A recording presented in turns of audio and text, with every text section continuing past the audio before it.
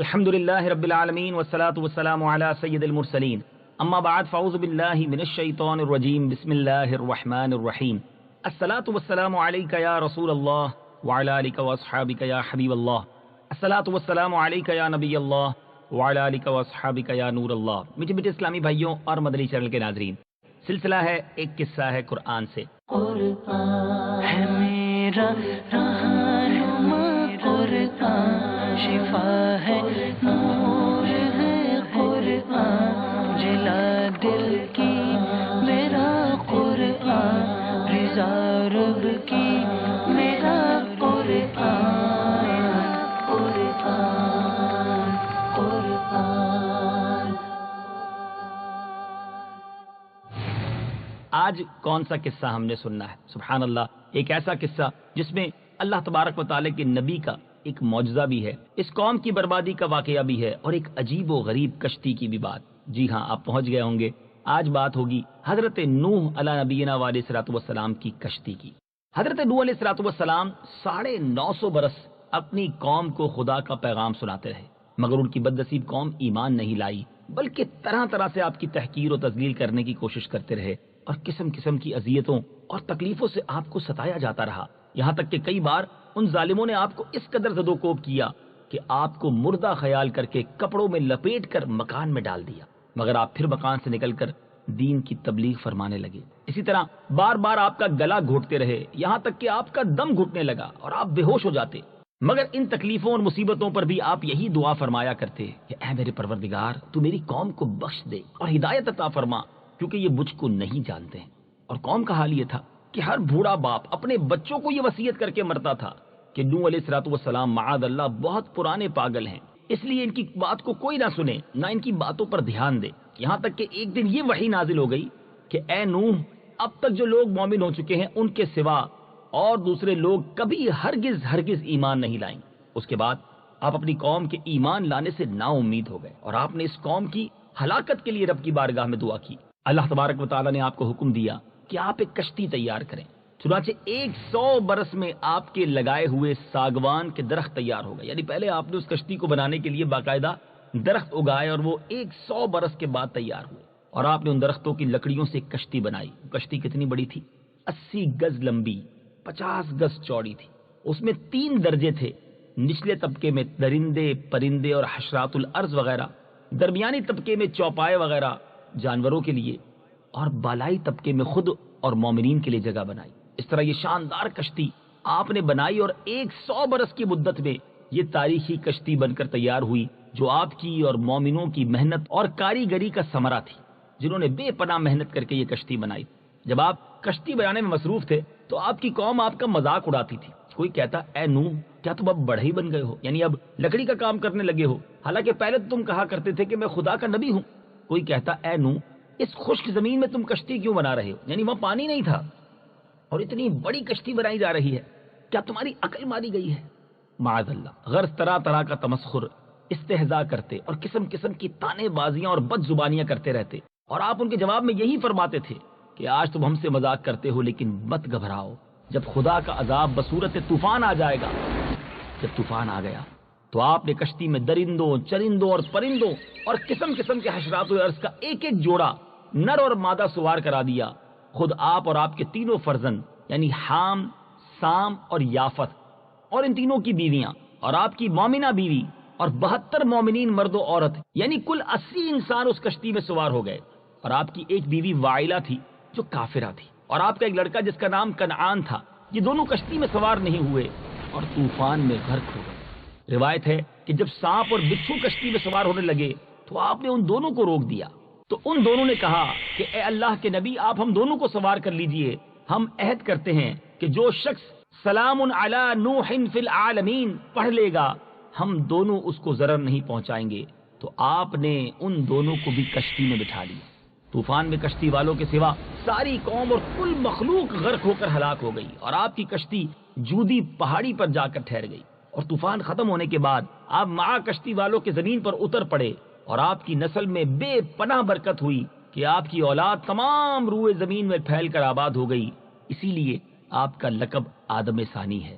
اللہ تبارک و تعالیٰ نے قرآن مجید میں اس واقعے کو کن مبارک الفاظوں میں بیان کیا، آئیے تلاوت قرآن اور اس کا ترجمہ سنتے ہیں۔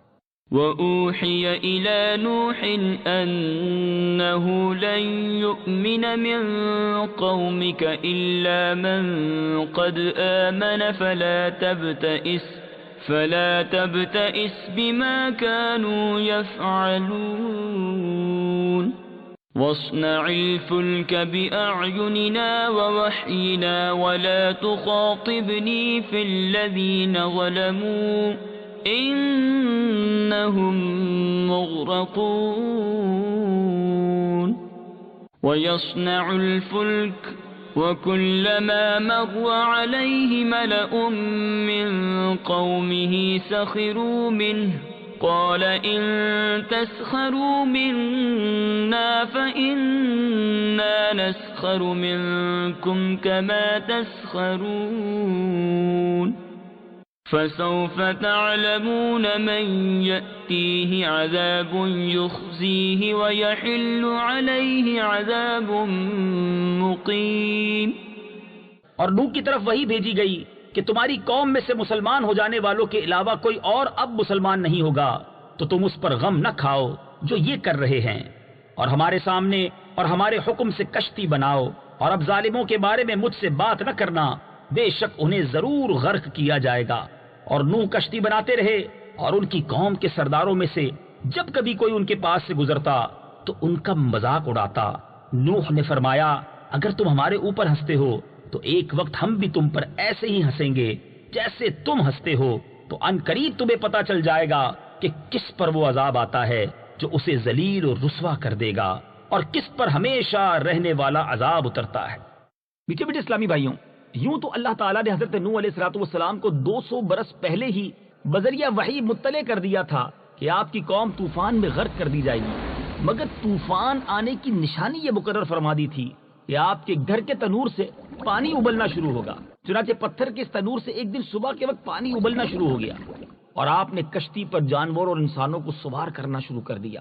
پھر زوردار بارش ہونے لگی جو مسلسل 40 دن اور 40 رات موسلا دھار برستی رہی، اور زمین بھی جا بجا شک ہو گئی، پانی کے چشمے پھوٹ کر بہنے لگے۔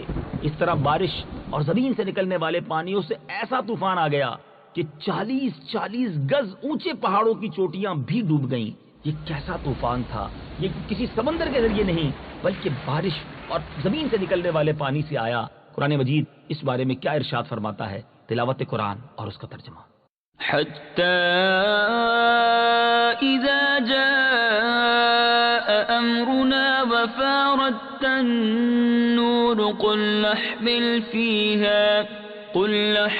فيها من كل زوجين اثنين وأهلك إلا من سبق عليه القول وما آمن معه إلا قليل۔ یہاں تک کہ جب ہمارا حکم آ گیا اور تنور ابلنے لگا تو ہم نے فرمایا ہر جنس میں سے نر اور مادہ کا ایک جوڑا، اور جن پر عذاب کی بات پہلے طے ہو چکی ہے ان کے سوا اپنے گھر والوں اور اہل ایمان کو کشتی میں سوار کر لو، اور ان کے ساتھ تھوڑے لوگ ہی ایمان لائے تھے۔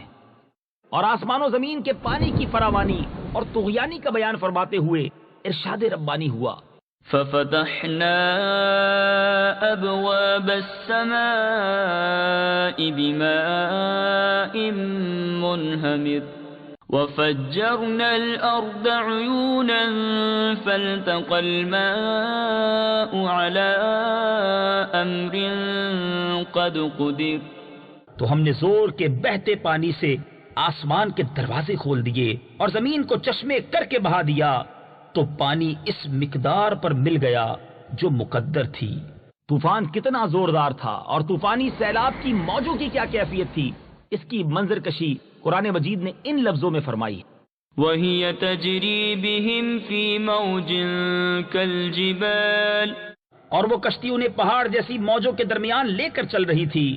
حضرت نوح علیہ السلام کشتی پر سوار ہو گئے اور کشتی طوفانی موجوں کے تھپیڑوں سے ٹکراتی رہی، برابر چلی جا رہی تھی، یہاں تک کہ سلامتی کے ساتھ کوہ جودی پر پہنچ کر ٹھہر گئی۔ کشتی پر سوار ہوتے وقت حضرت نوح علیہ السلام نے یہ دعا پڑھی تھی، ذرا سنیے، بسم اللہ مجریہا ومرساہا ان ربی لغفور رحیم۔ اور نوح نے فرمایا اس میں سوار ہو جاؤ، اس کا چلنا اور اس کا ٹھہرنا اللہ ہی کے نام پر ہے، بے شک میرا رب ضرور بخشنے والا مہربان ہے۔ حضرت نوح علیہ السلام کی کشتی طوفان کے تھپیڑوں میں 6 ماہ تک چکر لگاتی رہی، یہاں تک کہ خانہ کعبہ کے پاس سے گزری، کعبہ مکرمہ کا 7 چکر کا طواف بھی کیا۔ پھر اللہ تعالیٰ کے حکم سے یہ کشتی جودی پہاڑی پر ٹھہر گئی جو عراق کے ایک شہر جزیرہ میں واقع ہے۔ روایت ہے کہ اللہ تعالیٰ نے ہر پہاڑ کی طرف یہ وحی کی کہ حضرت نوح علیہ السلام کی کشتی کسی ایک پہاڑ پر ٹھہرے گی، تو تمام پہاڑوں نے تکبر کیا، لیکن جودی پہاڑ نے تواضع اور عاجزی کا اظہار کیا، تو اللہ تعالیٰ نے اس کو یہ شرف بخشا کہ کشتی جودی پہاڑی پر ٹھہری۔ اور ایک روایت کے مطابق بہت دنوں تک اس کشتی کی لکڑیاں اور تختے باقی رہے تھے، یہاں تک کہ اگلی امتوں کے بعض لوگوں نے اس کشتی کے تختوں کو جودی پہاڑ پر دیکھا تھا۔ محرم کی 10ویں تاریخ عاشورہ کے دن یہ کشتی جودی پہاڑ پر ٹھہری، چنانچہ اس تاریخ کو کشتی کی تمام مخلوق یعنی انسان اور وحوش اور طیور سب نے شکرانے کا روزہ رکھا، اور حضرت نوح علیہ السلام نے کشتی سے اتر کر سب سے پہلی جو بستی بسائی اس کا نام سمانین رکھا۔ عربی زبان میں سمانین کے معنی 80 ہوتے ہیں، چونکہ کشتی میں 80 آدمی تھے اس لیے اس گاؤں کا نام سمانین رکھ دیا گیا۔ قرآن مجید فرقان حمید میں کیا ارشاد ہوتا ہے؟ واستوت على الجودي وقيل بعدا للقوم الظالمين۔ اور وہ کشتی جودی پہاڑ پر ٹھہر گئی اور فرما دیا گیا ظالموں کے لیے دوری ہے۔ میٹھے میٹھے اسلامی بھائیوں، یہ عظیم واقعہ، عجیب و غریب واقعہ جاری ہے۔ جیسے جیسے پڑھتے جا رہے ہیں، سنتے جا رہے ہیں، ایک منظر ذہن میں بنتا جا رہا ہے کہ طوفان کیسا تھا، مگر ابھی اس طوفان کے بارے میں اور بھی کچھ باتیں سیکھنی ہے۔ یہ طوفان ختم کیسے ہوا؟ حضرت نوح علیہ السلام کے بیٹے کے ساتھ کیا معاملہ ہوا؟ اگلے قصہ قرآن میں اسی واقعے کو کنٹینیو کریں گے اور اس بات کو کمپلیٹ کریں گے کہ یہ طوفان کیسے ختم ہوا، اتنا عظیم طوفان تھا، وہ تھما کیسے، اور زمین پر پھر کیا معاملات تھے۔ عجیب و غریب واقعات کا سلسلہ جاری ہے۔ اگلے قصہ قرآن میں حضرت نوح علیہ السلام کی کشتی کا دوسرا جو حصہ ہے وہ سنیں گے۔ صلو علی الحبیب صلی اللہ تعالی علی محمد صلی اللہ علیہ وسلم۔